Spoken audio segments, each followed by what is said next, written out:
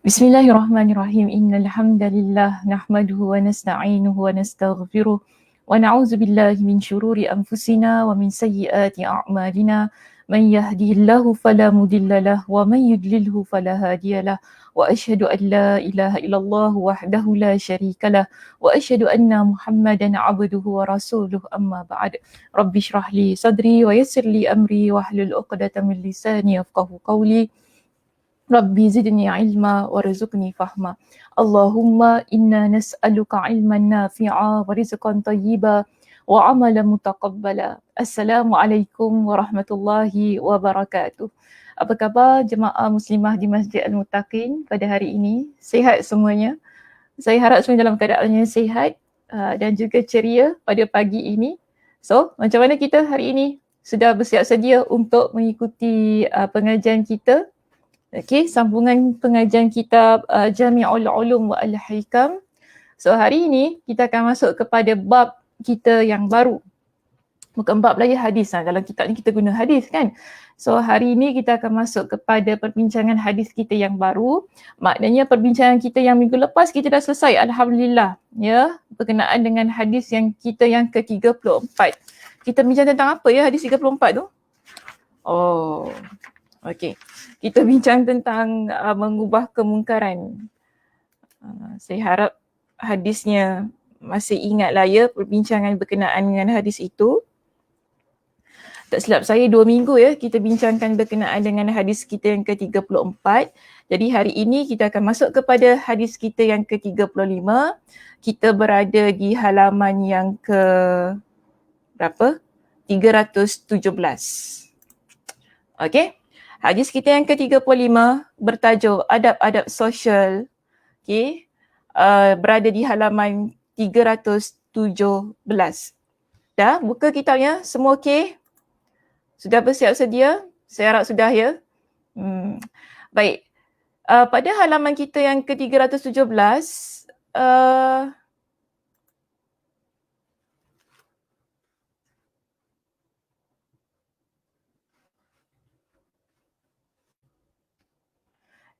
kita akan membincangkan berkenaan dengan adab-adab sosial, iaitu ada beberapa perkara yang Nabi SAW pesannya kepada kita di dalam hadis ini. Baik muslimah, kita baca hadisnya. Hadisnya panjang juga, jadi perbincangan ini pun dia agak panjang. Okey, dia agak panjang. Yang mana Ustazah akan pergi satu demi satu perbincangan tersebut. Dan kita baca terlebih dahulu hadisnya. Okey, sudah ditutup. Baru boleh buka hadis. Baik, hadis kita, hadis yang ke-35 daripada Abu Hurairah. Ya. Hadis ini daripada Abu Hurairah yang mana beliau berkata, qala Rasulullah sallallahu alaihi wasallam, la tahasadu wa la tanajashu wa la tabaghadu. ولا تدابروا ولا يبيع بعضكم على بيع بعض وكونوا عباد الله إخوانا المسلم أخو المسلم لا يظلمه ولا يخذله ولا يحقره التقوى ها هنا ويشير إلى صدره 3 مرات بحسب امرئ من الشر أن يحقر أخاه المسلم كل المسلم على المسلم حرام دمه وماله وعرضه. Sama tak hadis ni dalam kitab kita? Sama, mana boleh lain kan? Takkan kita nak ajar lain daripada dalam kitab tu. Okey, kitabnya sama, hadisnya sama dalam kitab. Jadi tak perlu risau nak dapat mana hadis ini. Okey, sebagaimana yang tadi sudah sebutkan, rujuk halaman 317 pada hadis yang ke-35. Kita ada hadis yang sama tertera sebagaimana dalam slide dan juga kitab sama saja. Baik, muslimah. Kita lihat kepada maksud hadis ini. Okey. Dalam hadis ini, Nabi SAW bersabda. Nabi kata, janganlah kalian saling mendengki. Seterusnya, Nabi pesan begini, janganlah kalian saling meminta, membeli dengan harga yang tinggi, yang mana ketika kita tinggikan harga itu, kita bukan nak beli, tapi sekadar menipu sahaja, main-main je. Okey, itu yang kedua. Yang ketiga, Nabi pesan, janganlah kalian saling membenci dan janganlah kalian saling menikam belakang. Belakang itu tersilap type. Janganlah kalian saling menikam belakang. Ataupun dalam kata yang lain, membelakangi. Itu pun boleh juga kalau nak terjemahkan sedemikian. Kemudian, Nabi SAW bersabda di dalam hadis yang sama, Nabi kata begini, janganlah kalian menjual di atas jualan orang lain dan jadilah kalian hamba-hamba Allah yang saling bersaudara. Seorang Muslim adalah saudara bagi Muslim yang lainnya. Justru jangan menzalimi, jangan membohongi, kan? Dan jangan merendahkannya. Takwa itu di sini. Rasulullah menunjuk ke arah dadanya sebanyak 3 kali. Wa yushiru ila sadrihi 3 marrat. Kemudian Nabi kata begini, seseorang telah dianggap melakukan kejahatan apabila dia menghina saudaranya sesama Muslim. Setiap Muslim di atas saudara Muslim yang lainnya adalah haram darahnya, hartanya dan kehormatannya. Hadis riwayat Imam Muslim. Hadis riwayat Imam Muslim. Jadi hadis ini, tak silap saya banyak kali saya dah bacakan hadis ini di dalam kuliah kita. Mana-mana kuliah ustazah pun banyak kali ustazah pesan dengan hadis ini, yang mana Nabi SAW ajarkan kepada kita, berikan kepada kita dengan pesanan daripada hadis ini agar kita dapat menjaga keharmonian di dalam komuniti kita, dalam masyarakat kita, yang mana bertepatan juga dengan tajuk yang diletakkan untuk bab kita, untuk hadis kita yang ke-35 ini kan. Kalau kita lihat dalam kitab, disebutkan adab-adab sosial, disebutkan begitu. Jadi, bila kita rujuk kepada setiap satu intipati yang terkandung di dalam hadis ini ya muslimah, kita dapati Nabi SAW melarang kita memiliki sifat yang mana tidak baik, sifat yang buruk, sifat dan sikap yang buruk. Bila kita memiliki sifat dan sikap yang buruk yang disebutkan oleh Nabi SAW dalam hadis ini, ianya bukan sekadar merosakkan diri kita, tetapi kena ingat, ianya juga menyusahkan orang yang ada di sekitar kita. Okey, jadi keseluruhan daripada apa yang terkandung di dalam hadis ini jelas kepada kita bahawa Nabi SAW ingin kita menjadi umat baginda yang memiliki akhlak yang tinggi, budi pekerti yang mulia dengan insan yang ada di sekitar kita. Jadi hari ini kita akan pergi kepada intipati kita yang pertama, iaitu pesanan Nabi SAW yang pertama di dalam hadis ini, iaitu apa kata Nabi? La tahasadu. Okey? La tahasadu. Janganlah kalian saling berdengki. Lihat muslimah pada muka surat kita yang ke-318. Ya. Di sini kita ada syarah hadisnya. Di dalam syarah hadis ini, di situ di atas sekali disebutkan definisi dengki dan macam-macamnya. Jadi ada sabda Nabi SAW yang diulang kembali, yang diambil sedikit sahaja perenggannya, awal perenggan itu kan. Disebut sabda Nabi SAW, la tahasadu. Okay, janganlah kalian saling dengki. Apa yang dijelaskan oleh Imam Ibn Rajab Al-Hanbali dalam kitabnya di sini, dia kata begini, iaitu maksud la tahasadu yang ada di dalam hadis Nabi itu tadi ialah janganlah sebahagian kalian iri. Tahu ya iri apa? Jealous lah, iri-iri hati. Okay, iri hati kepada sebahagian yang lain. Dengki lah, iri tu dengki samalah . Janganlah kalian, sebahagian kalian iri hati, iaitu dengki kepada sebahagian yang lain. Dan sifat iri memang telah terpatri dalam tabiat manusia. Maknanya kita kata sifat dengki ni dia adalah satu yang semula jadilah, bukan semula jadi, memang ada dalam diri kita ni kan, iaitu bahawasanya manusia tidak suka kalau diungguli oleh orang lain dari kalangannya sendiri dalam apa pun yang merupakan keutamaan. Jadi kita faham begini muslimah. Dalam kalimat la tahasadu yang terdapat di dalam hadis kita ini, ya, Nabi pesan kepada kita, jangan kita jadi insan yang iri hati dengan apa yang dimiliki oleh orang lain.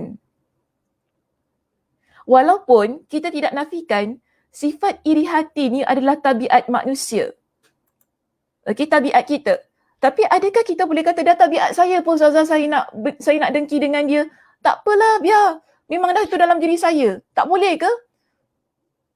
Kita perlu kawal sifat yang memang dia tabiat kita ni.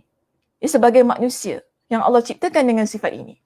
Perlu dikawal dan kalau boleh, kalau dapat, dikikis sifat tersebut.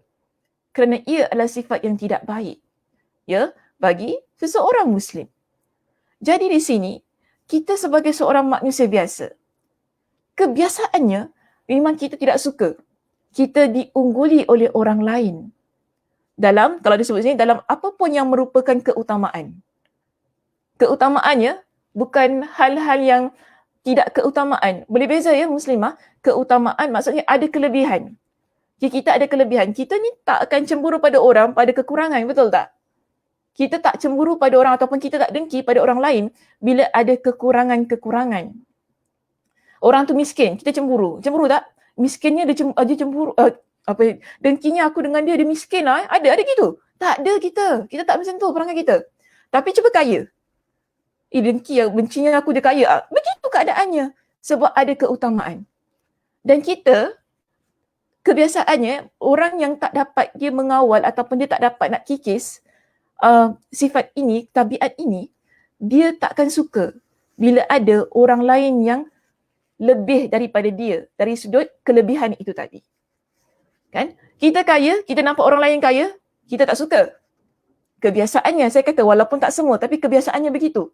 Alamak, dia kaya lagi akulah, kita tak suka. Kita dengki.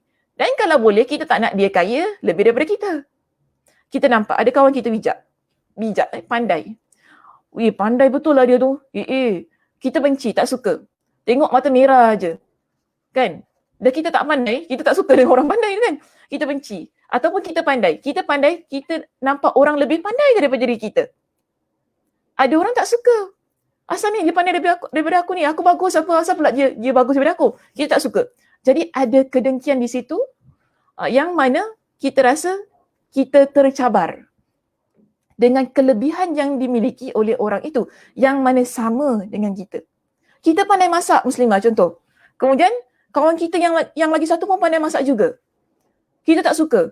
Alamak, dia pun pandai masak lah, menyampah. Orang buat egg tart, dia pun nak buat egg tart. Tak suka aku, benci aku. Lingkup lah dia punya bisnes kalau boleh. Ada orang begitu. Ini dengki namanya. Kita, tabiat yang ada ini, kita tak boleh lihat bila orang lain dia lebih daripada kita. Daripada sudut keutamaan, iaitu kelebihan-kelebihan yang kita miliki. Okay, kita miskin, kita nampak orang lebih miskin, kita dengki tak? Saya tanya ni, tak mungkin. Kita ni tak kaya. Kemudian ada orang lebih tak kaya daripada kita. Kita pun, dengkinya aku, dia tak kaya lah daripada aku. Aku pun tak kaya, dia pun tak kaya juga Bencilah aku orang tak kaya ni. Tak ada, kita tak macam itu. Okay, sebab kita tak mungkin ada rasa dengki dengan hal-hal yang bukan membabitkan tentang kelebihan dan keutamaan. Okay, dia kalau bukan kerana kelebihan dan keutamaan, namun nak dengki di situ tak ada maknanya, kita kata. Jadi di sini, sebab itu kan Imam Ibn Al-Qayyim kata dalam kitab kita, dia merupakan keutamaan-keutamaan yang selalunya kita dengki.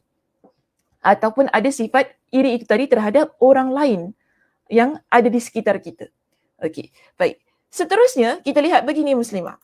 Di dalam kitab kita ini, dia menjelaskan berkenaan dengan beberapa kategori orang yang kita letak dia masuk dalam satu kategori. Kita kata, kalau gini dengkilah maknanya. Sekarang ni kita nak tahu dengki tu macam mana. Kalau kita nak dimasukkan pada kategori mereka yang dengki ni, apakah yang perlu ada pada diri kita kan nilai ataupun ciri-ciri itu yang menjadikan kita sebagai seorang muslimah yang pendengki. Okey, ni pendengki betul-betul ya, bukan pendengki main-main. Kan kadang-kadang kita dengan kawan kita kalau ada orang, kau ni pendengki lah, itu gurau-gurau je. Tapi ni dengki yang betul-betul. Yang orang kata jangan pandang belakang ni dengki. Okey? So ini adalah satu benda yang kita serius, kita perlu ambil tahu. Supaya apa? Kita tidak tersenarai di dalam orang yang dikategorikan sebagai pendengki ini. Jadi dalam kitab kita diberikan kepada beberapa kategori ataupun beberapa penjelasan ya, berkenaan dengan orang yang dengki. Kita masuk kepada kategori yang pertama ya pada hari ini. Baik. Kategori kita yang pertama ada dalam kitab kita di situ Muslimah pada perenggan yang kedua ya, pada perenggan yang kedua muka surat 318 disebutkan begini. Di antara mereka ada yang berusaha agar nikmat yang ada pada orang yang dia iri itu hilang dengan cara berbuat zalim terhadapnya, baik dengan perkataan maupun perbuatan. Okey. Kemudian di antara mereka ada yang berusaha agar nikmat yang dia irikan itu tadi berpindah menjadi milik dia. Okey. Kemudian kita juga dapati untuk yang kategori pertama ini ada di antara mereka yang berusaha menghilangkan nikmat dari orang yang didengkinya sahaja tanpa berusaha menghilangkannya dari orang yang didengkinya. Itu tanpa berusaha agar nikmat tersebut berpindah menjadi miliknya. Dan ini adalah yang paling buruk dan paling keji di antara kedua macam iri itu. Baik, dalam kategori kita yang pertama ini diberikan kepada 3 lagi jenis ataupun 3 lagi ciri orang yang dengki. Kita lihat begini Muslimah. Orang yang dengki, pertama sekali kalau kita nak tahu kita ni dengki tu macam mana, ialah bila kita lihat orang itu memiliki nikmat. Ya, dia ada nikmat, dia ada kelebihan. Kita ni akan berusaha untuk menghilangkan nikmat yang ada pada orang itu tadi. Dengan cara kita berbuat zalim kepada dia, tidak kira sama ada dari sudut perkataan atau perbuatan. Okey, ini yang pertama pada kategori yang pertama. Ya, contoh, kita lihat orang itu kaya. Kita dengki dengan kekayaan yang dia miliki. Jadi, kita nak hilangkan kekayaan yang dia ada. Ya, kita nak hilangkan kekayaan yang dia ada dengan cara kita berbuat zalim kepada dia. Tidak kira sama ada ia adalah daripada sudut perkataan atau perbuatan. Perkataan ni selalunya mungkin fitnah lah ya. Kita fitnah, kita cakap dia ambil rasuah ke, ataupun kita kata dia gelapkan duit syarikat dan sebagainya. Contohlah kan, dia pecah amanah, kita guna lidah kita ini untuk menjatuhkan dia supaya kekayaan dia hilang. Kita buat report dan sebagainya. Ini adalah benda yang tidak seharusnya. Maknanya kita panggil sebagai kezaliman untuk menghilangkan nikmat yang ada pada orang itu tadi, yang kita dengkikan tadi. Kalau perbuatan, ni macam-macam lah kan, kita ambil harta dia, kita rampas, kita curi dan sebagainya supaya hilang. Tidak kira sama ada tadi kan daripada sudut perbuatan kita ataupun ucapan kita. Okey, perkataan-perkataan kita gunakan.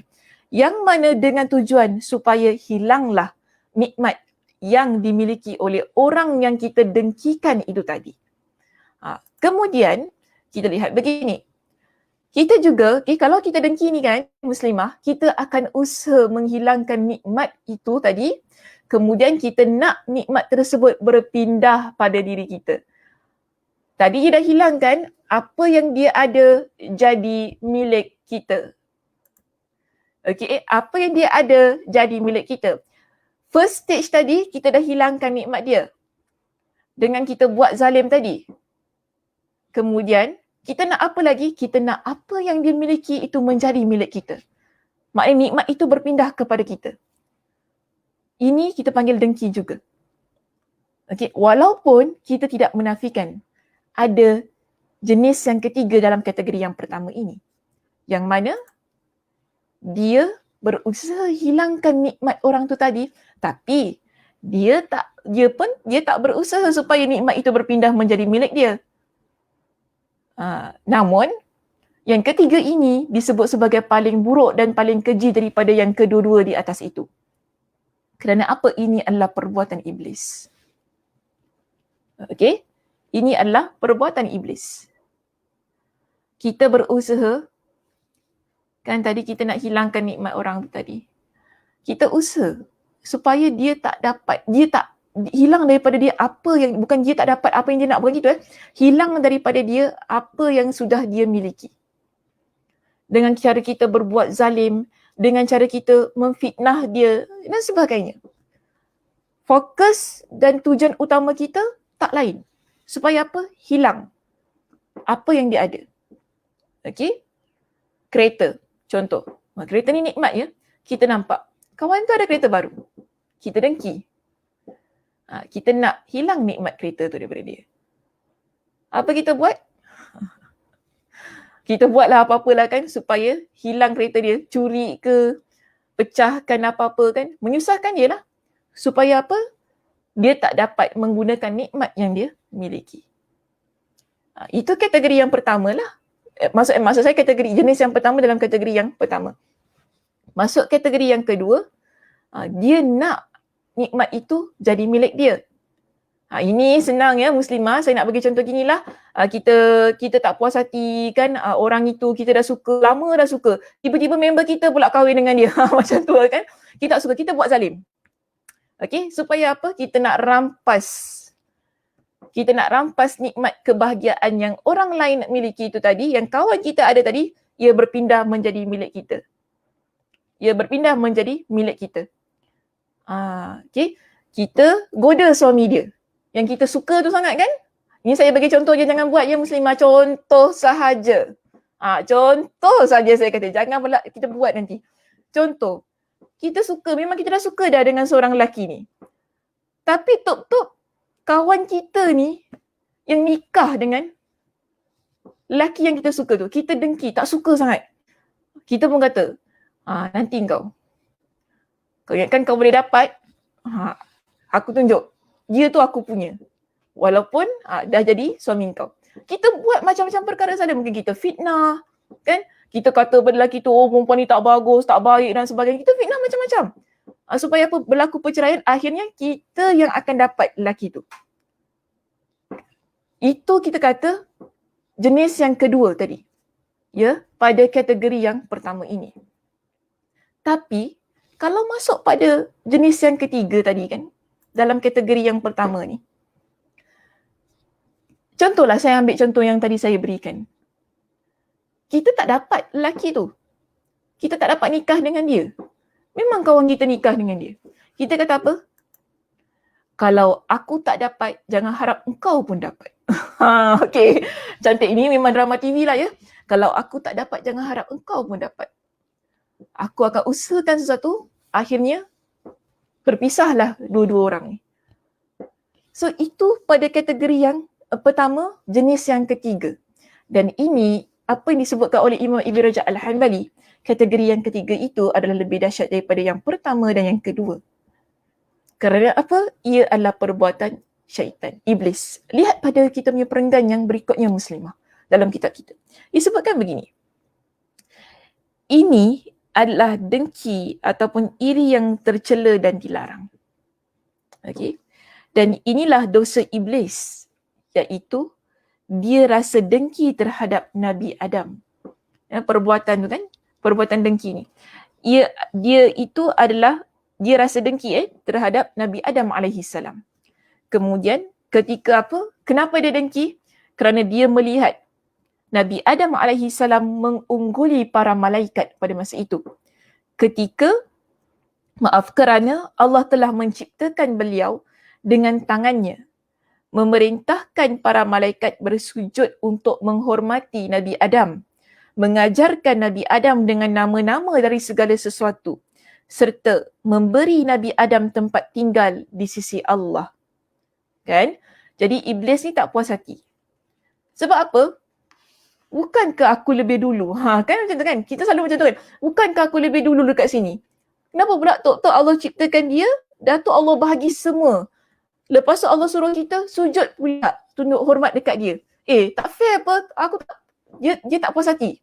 Dan dia dengki dengan apa yang Allah berikan kepada Nabi Adam AS. Cuba Muslimah rujuk tentang kisah kedengkian Nabi Adam. Maaf. Kisah kedengkian Iblis. Kedengkian Nabi Adam pula tersilap. Kisah kedengkian Iblis dalam surah Al-A'raf pada ayat yang ke-11 hingga ke-22. Dah buka Al-Qurannya? Saya berikan masa untuk buka surah Al-A'raf ayat 11 hingga 22. Okey. Kisah kedengkian Iblis ini Allah rekodkan sebenarnya dalam banyak tempat lah ya. Ada dalam surah Al-Baqarah juga. Tapi Ustazah ambillah surah Al-A'raf ayat 11 hingga 22 sebagai contoh perbincangan kita pada hari ini. Kita lihat Muslimah. Dalam surah Al-A'raf pada ayat yang ke-11. Ya, pada ayat yang ke-11 Allah Subhanahu wa taala berfirman. Allah kata, "Walaqad khalaqnakum thumma sawwarnakum thumma qulna lil malaikati isjudu li adama fasajadu illa iblisa lam yakun minas sajidin." Allah kata, sesungguhnya kami telah menciptakan kaum.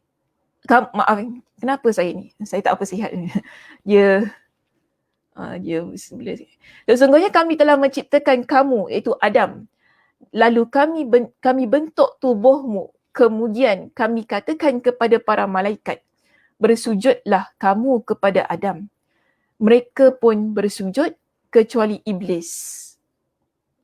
Ya, mereka bersujud, iaitu para malaikat bersujud tunduk hormat kepada Nabi Adam, tetapi iblis dia tidak mahu menuruti perintah Allah. Kemudian, apa kata Allah pada ayat yang berikutnya, iaitu ayat yang ke-12, Allah tanya kepada iblis.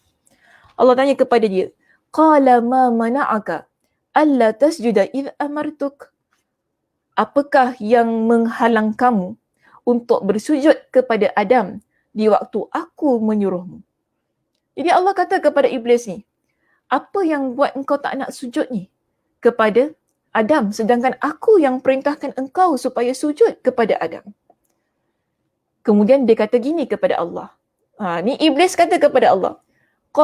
Dia kata, "Ana khair min." Aku lebih baik daripada dia. Dia kata gitu kepada Allah. Aku lebih baik daripada dia. Khalaqtani min nar wa khalaqtahu min tin. Ini bentuk kesombongan iblis di hadapan Allah. Di hadapan Allah, iblis kata begitu kepada Allah. Dia kata, aku lebih baik daripada dia. Engkau ciptakan aku dari api, sedangkan dia engkau ciptakan dari tanah. Adam daripada tanah, aku daripada api, apa hal aku nak sujud dengan dia? Ini sebenarnya kata dia. Kan macam kita lah kan, aku lagi bagus apa daripada dia, apa hal aku nak pergi jumpa dia, apa hal aku ni, apa hal lah kita. Macam itu kan? Kalau kita sedemikian Muslimah, bahaya. Kerana apa? Kita mewarisi sifat iblis. Kita mewarisi sifat iblis. Jadi, iblis ni, dia sebenarnya asalnya dia dengki.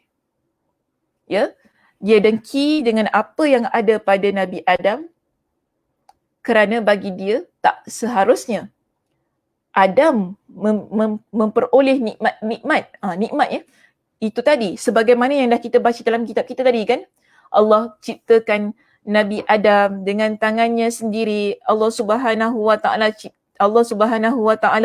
letakkan Nabi Adam lebih unggul daripada para malaikat. Kemudian Allah Subhanahu wa taala ajarkan Nabi Adam dengan pelbagai asma'-nya. Itu ada dalam surah Al-Baqarah. Ya, kalau kita rujuk, wa'allama Adam al-asma'a kullaha. Allah ceritakan dalam Al-Quran. Dan iblis dia lihat, kenapa bukan aku? Kan? Kenapa bukan aku yang Allah berikan semua itu? Kenapa Adam? Itu persoalan. iblis pada masa tersebut. Jadi dia tak puas hati. Bila dia tak puas hati, dia dengki. Dengki itu mula dia asalnya sombong ya, muslimah. Asalnya iblis ni dia sombong. Dia tak nak sujud tunduk hormat kepada Nabi Adam dan dia kata kepada Allah, engkau ciptakan aku daripada tanah, kau ciptakan aku daripada api dan kau ciptakan dia daripada tanah. Lalu kerana keengganan dia tunduk hormat kepada Nabi Adam alaihissalam yang menunjukkan keingkaran dia terhadap perintah Allah itu tadi. Apa yang Allah buat pada dia? Allah keluarkan dia daripada syurga. Sebab itu Allah kata begini pada ayat yang ke-13. Allah kata kepada dia, qala fahbit minha fama yakunu laka an tatakabbara fiha fakhruj innaka minas saghirin. Allah kata turunlah kamu dari syurga. Kan? Kerana kamu tidak sepatutnya menyombongkan diri di dalamnya. Sebab itu muslimah, dalam syurga tidak ada orang yang sombong. Ya, kena ingat itu. Dalam syurga tidak ada orang yang sombong. Mereka yang sombong tempatnya mana? Api neraka. Senang. Jadi, Allah kata kepada iblis tadi kan, sebab apa dia sombong? Dah sombong, tak nak dengar, tak nak turut perintah Allah. Maka Allah kata, engkau tak layak duduk dalam sini. Kau tak layak duduk dalam syurga ini. Kerana syurga aku ciptakan untuk orang-orang yang merendah diri. Bukan untuk orang yang sombong sebagaimana engkau. Ini kita panggil begini muslimah. Kisah ini adalah satu contoh kepada kita. Bagaimana kesombongan yang pertama berlaku ataupun terjadi di kalangan makhluk Allah. Yang Allah ciptakan. Bermula daripada iblis laknatullah. Ia bermula daripada iblis laknatullah. Bukan malaikat, bukan manusia. Tetapi iblis yang memulakan kesombongan ini, sifat ini. Dan Allah keluarkan dia daripada syurga. Kerana apa? Kerana kesombongan yang dia miliki. Lalu Allah kata apa kepada dia? Maka keluarlah sesungguhnya kamu termasuk orang-orang yang hina. Jadi, apa kata iblis? Iblis kata begini kepada Allah. Qala anzirni ila yaumi yub'athun. Qala innaka minal munzarin. Dia kata berilah tangguh kepada saya. Maksudnya sampai hari kiamat nanti. Berilah tangguh kepada saya. Sampailah kepada hari kebangkitan, iaitu pada hari kiamat. Qala innaka minal munzarin. Allah kata kepada dia, sesungguhnya kamu termasuk mereka yang diberi tangguh. Okey, silakan. Aku beri tangguh kepada engkau. Lalu dia kata kepada Allah, ni dendam dia ni. Dengki dia kan? Dah dengki tadi kepada Nabi Adam, dia dendam. Dia dendam, kemudian dia sumpah depan Allah. Dia kata gini, qala fabima aghwaytani la aq'udanna lahum siratakal mustaqim. Kerana engkau dah hukum aku sesat, wahai Allah, maka aku akan berusaha untuk sesatkan anak Adam.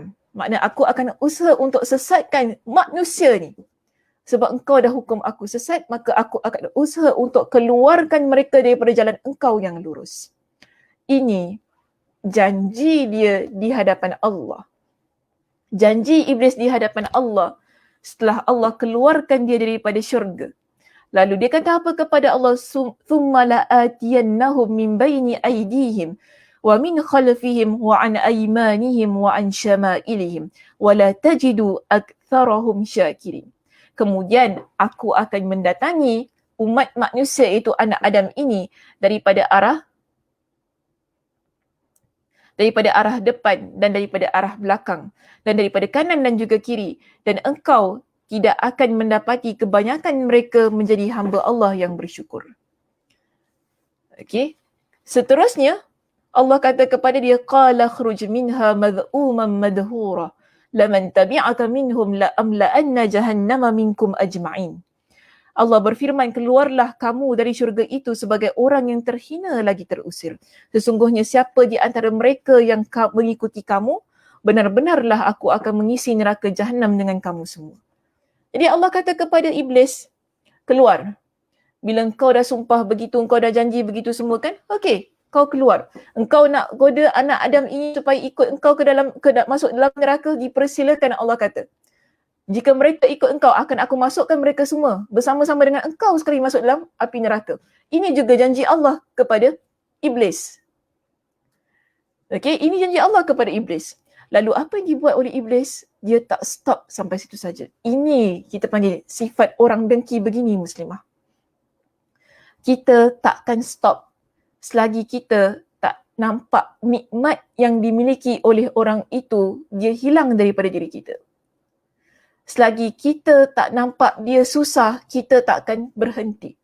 Kita akan buat dia sampai tersungkur, sampai dia kata finish lah, habis. Baru kita puas hati. Ini perangai iblis. Allah dah keluarkan dia daripada syurga. Allah dah bagi keizinan pada dia untuk ganggu umat manusia. Allah kata, sila nak ganggulah. Tapi adakah dia berhenti sampai situ saja? Tak. Dia kembali untuk supaya apa? Nabi Adam sendiri terusir daripada syurga. Ini kita panggil dengki. Maknanya apa? Kalau aku keluar daripada syurga, engkau pun kena keluar daripada syurga. Nampak tak? Sifat dengki yang ada pada iblis. Nak aku seorang je keluar? Tak ada maknanya. Kalau aku keluar dengan engkau sekali keluar daripada syurga, Adam. Macam tu. Itu iblis. Jadi apa yang iblis buat? Rujuk muslimah. Dalam surah Al-A'raf ini, pada ayat yang ke-19 hingga ke ayat yang ke-22. Bagaimana dia mengusir, bagaimana dia tu usahakan supaya Nabi Adam AS bersama dengan isterinya keluar daripada syurga. Bersama-sama dengan dia keluar sekali. Itu yang kita kata tadi kan muslimah, kalau ingat tadi yang saya sebutkan, pada kategori yang ketiga, kalau kita tak dapat, jangan harap orang itu pun akan dapat.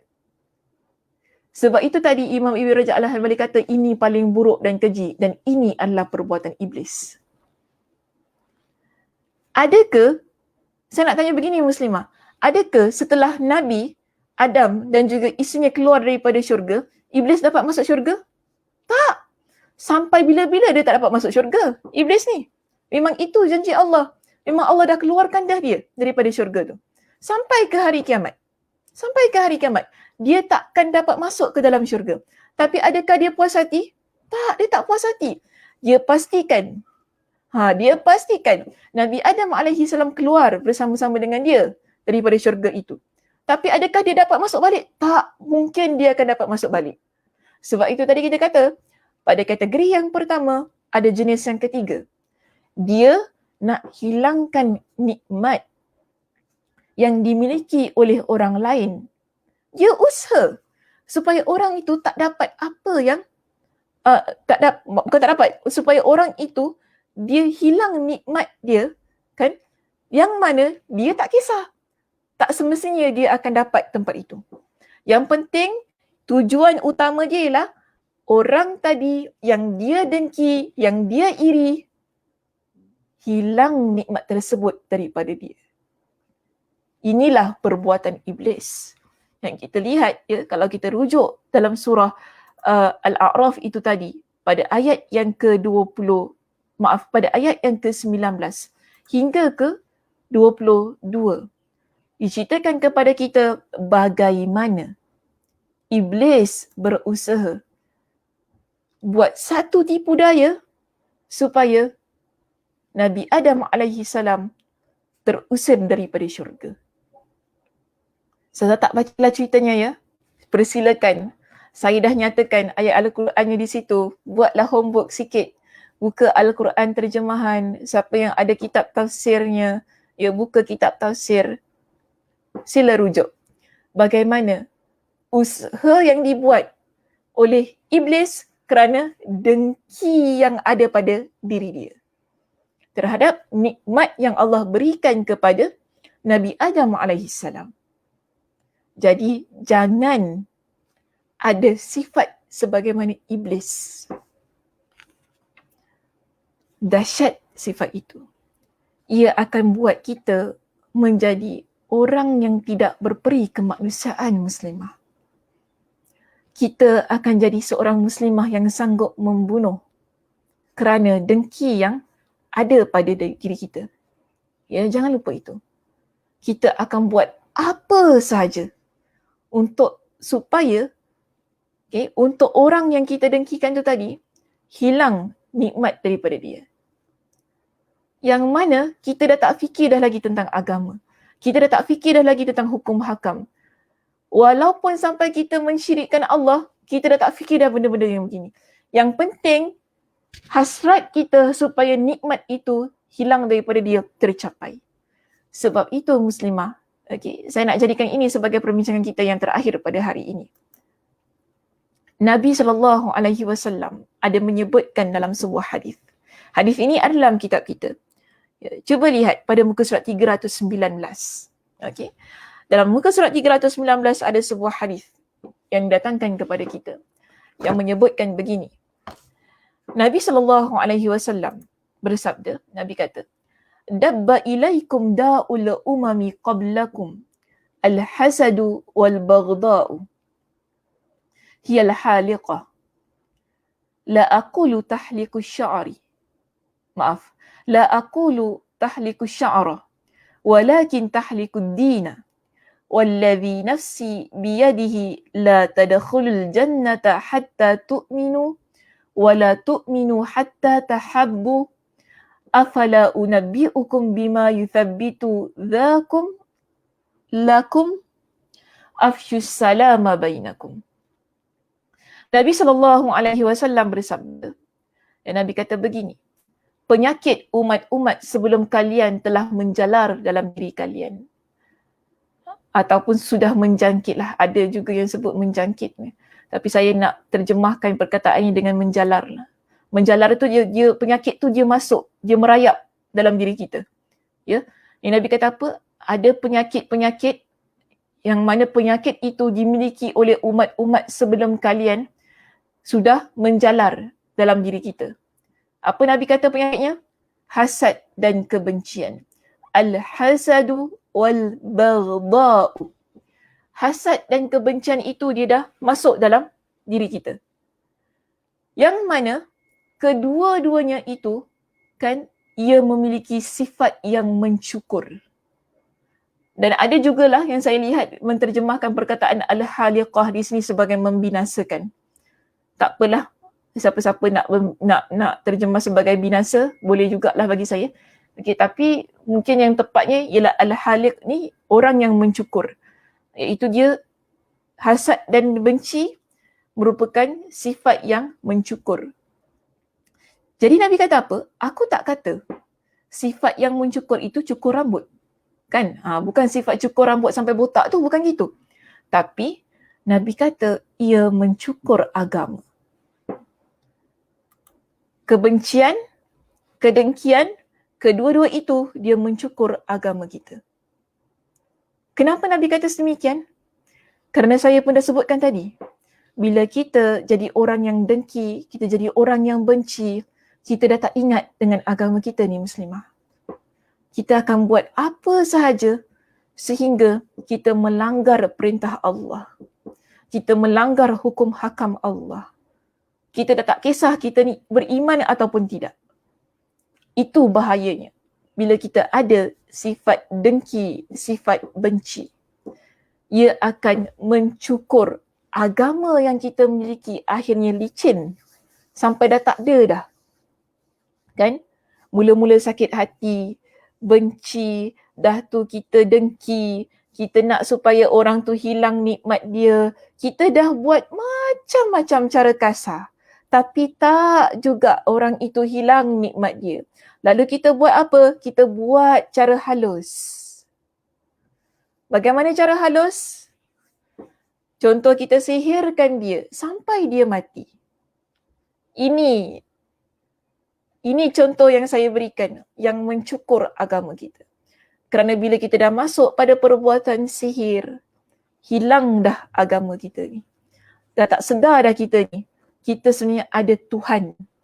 Yang mana Tuhan kita melarang kita mensyirikkan dia. Kita lupa tentang semua itu. Kerana apa? Hati kita sudah penuh dengan kedengkian dan kebencian. Kita dah tidak ada peri kemanusiaan. Sebab tu tadi saya kata kita akan sanggup membunuh orang itu walaupun caranya adalah cara yang halus. Bahaya ke tidak? bahaya. Amat bahaya sifat dengki ini. Sebab itu Nabi pesan kepada kita, la tahasadu. Janganlah kalian saling dengki. Jangan kita menjadi orang yang saling berdengki antara satu dan yang lain. Nikmat yang apa orang miliki itu nikmat dia sudah. Okey, sudah, itu nikmat dia. Ia bukan nikmat kita. Allah beri pada dia, alhamdulillah, doa yang baik-baik, nikmat yang ada pada orang lain. Kita yang tak ada ni, kita usaha supaya kita miliki nikmat yang lain. Kenapa kita ni kadang pelik, kita ni muslimah. Kita ni kalau nak tu itu ya kita tengok. Padahal nikmat tu ada banyak. Allah dah sediakan, Allah dah siapkan untuk setiap daripada diri kita. Kenapa yang orang lain punya itu juga yang kita nak? Kan? Itu juga yang kita nak, sehingga bila kita tidak miliki nikmat yang sama sebagaimana yang dimiliki oleh orang lain itu, kita berusaha untuk menghilangkan nikmat tersebut, dan kita juga berusaha supaya apa, nikmat itu berpindah kepada kita. Kenapa sampai begitu sekali kita ni? Manusia yang ada pada kategori yang pertama, sebagai manusia yang pendengki itu tadi, begitu sifat dia. Kadang-kadang pelik bila kita lihat manusia yang begini. Allah berikan kepada kita dengan pelbagai macam nikmat yang boleh kita gunakan ni. Free Allah bagi ni. Ambil, kau nak nikmat apa? Ambil. Kenapa? Nikmat yang Allah berikan kepada orang lain itu juga yang kita lihat. Itu juga yang kita hendak. Itu juga yang nak kita rampas. Itu juga yang kita usaha mati-matian untuk dapatkan. Kenapa sampai begitu sekali? Sedangkan dalam hadis, dalam Al-Quran, dalam banyak contoh, kita pun dah bincangkan tadi, dalam Al-Quranul Karim, itu adalah sifat iblis. Jangan kita bersifat dengan sifat iblis. Allah dah pesan dalam Al-Quran, Allah dah ceritakan kepada kita dalam Al-Quran. Supaya apa? Supaya kita tak jadi orang yang dengki. Bahkan Nabi SAW juga pesan kepada kita, jangan ada sifat hasad dan baghdha, iaitu dengki dan benci.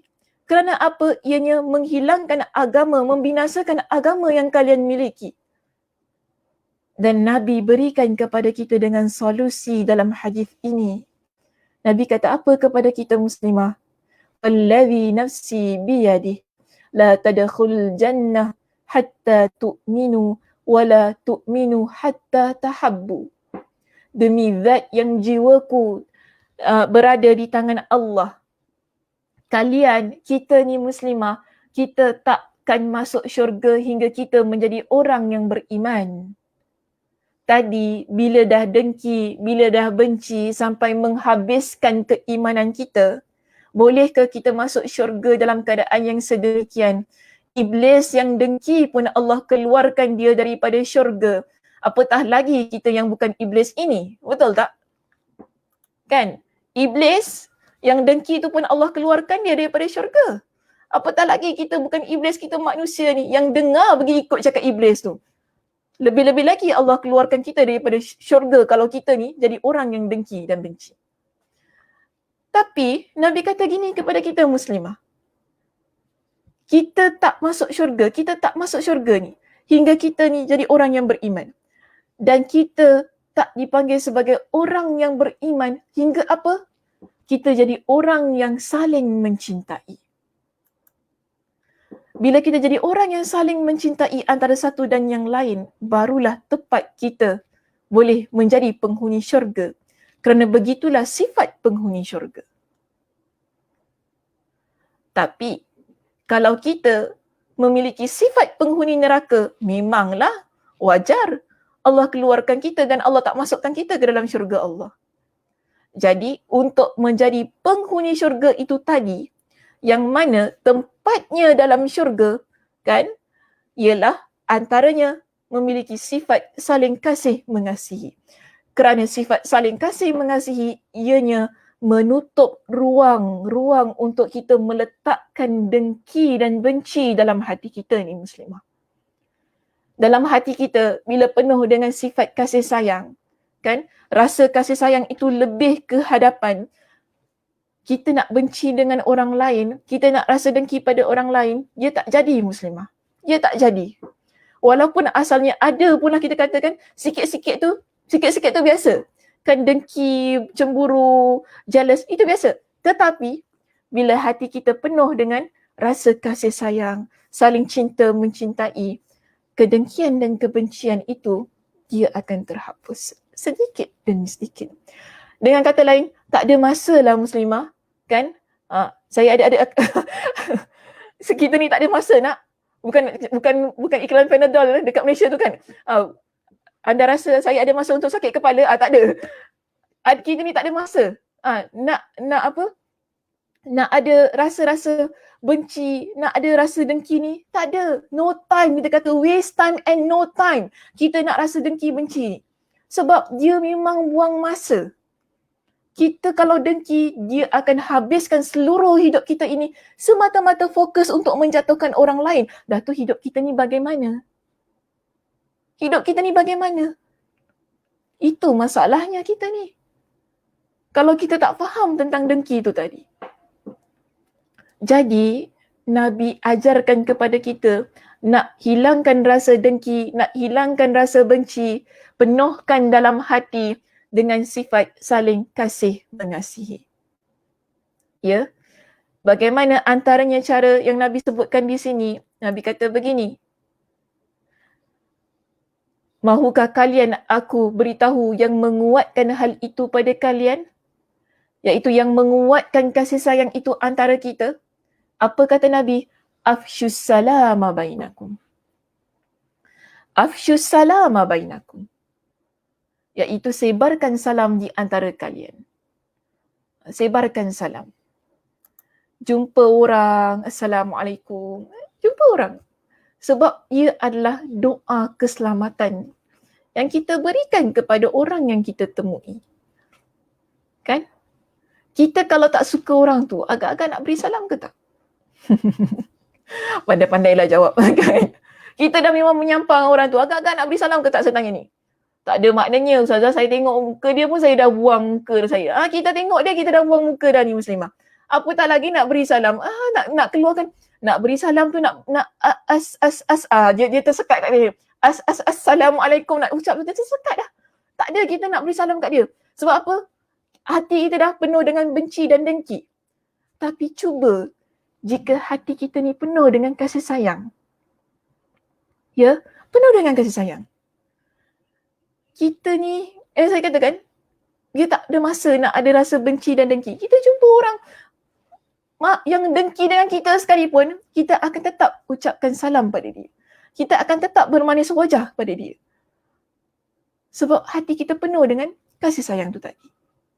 Tapi kalau penuh dengan dengki, memanglah tak sempat nak beri salam. Bukan tak sempat nak beri salam, tak sempat nak tengok pun Ustazah. Memang saya tak sempat sebab saya tengok bayang dia pun saya tak suka. Inilah orang yang dengki. Memang saya tak suka dia. Benci saya tengok dia tu kan. So, Nabi tak suka orang yang ada sifat yang begini. Ya, Nabi cinta orang yang penuh kasih sayang pada diri dia. Kerana orang yang penuh kasih sayang pada diri dia, dia adalah ahli syurga. Jadi sekarang kita ni Muslimah, kita baru bincangkan tentang orang yang dengki pada kategori yang pertama ya. Kita ada kategori kedua, ketiga dan keempat belum masuk lagi. Okey, belum masuk lagi kita ni. Maknanya kita belum habis lagi bincang berkenaan dengan dengki. Belum habis lagi. Cuma pada hari ini saya nak pesan begini Muslimah. Sekarang ini kita kan, kalau adalah dalam hati kita ni sifat ataupun rasa dengki pada nikmat yang dimiliki oleh orang lain. Tak kira apa pun nikmat yang dia ada. Okay? Tak kira apa pun nikmat yang dia miliki. Dia ada rumah besar ke, kereta besar ke, keluarga yang bahagia ke, pekerjaan yang mantap ke, pangkat yang tinggi, status yang bagus di sisi masyarakat ke apa. Biarkan sahaja. Biarkan sahaja. Jangan kita dengki dengan nikmat yang dimiliki oleh orang lain. Kerana apa? Jangan lupa, kita ada nikmat lain yang Allah berikan yang perlu kita jaga sebagai amanah yang Allah berikan kepada kita. Yang mungkin, saya kata, nikmat yang kita ada itu, orang lain pula yang dengki dengan nikmat yang kita miliki. Yang kita tak sedar. Yang kita kata, itu pun nak dengki apa? Itu pun nak dengki apa? Orang kalau dengki, kadang-kadang benda kecil pun kita rasa tak sangka. Setakat ini pun nak dengki, setakat ini pun nak jealous. Kan? Jealous kita ada pembantu rumah, ada orang gitu. Jealous kita ada pembantu rumah, dah tu dia sakitkan pembantu rumahnya. Supaya apa kita susah? Ada orang begitu muslimah. Sebab itu dengki-dengki ni, dia benda yang tak kita terlintas dalam pemikiran kita. Benda yang kecil, yang tak pernah kita sangka orang akan dengki pada diri kita. Tapi kalau orang nak dengki pada kita, itu dia punya problem. Okay? Itu masalah dia. Yang penting sekarang, kita jangan berada pada masalah itu. Ya? Yang penting sekarang kita jangan masuk dalam problem tersebut. Maknanya apa? Jangan ada sifat dan rasa nak dengki pada orang lain. Jika ada, istighfar banyak-banyak. Jika ada, istighfar banyak-banyak, doakan kebaikan yang baik-baiklah kepada orang yang kita dengki itu. Doakan. InsyaAllah hilang setiap rasa-rasa yang ada dalam hati kita ni yang tak seharusnya menginap dalam jiwa itu tadi. Okey muslimah, itu saja perbincangan kita untuk hari ini. InsyaAllah kita jumpa pada minggu hadapan. Saya minta maaf sebab hari ini saya tak boleh nak ambil soal jawab. Saya tak boleh ambil sesi itu sebab saya tak berapa sihat ya hari ini. Jadi saya nak tutup cepat. Mudah-mudahan saya harap perbincangan kita walaupun taklah sesingkat mana pun dan tak seringkas mana pun kan, ia memberikan manfaat kepada semua yang mengikuti kuliah pada pagi ini.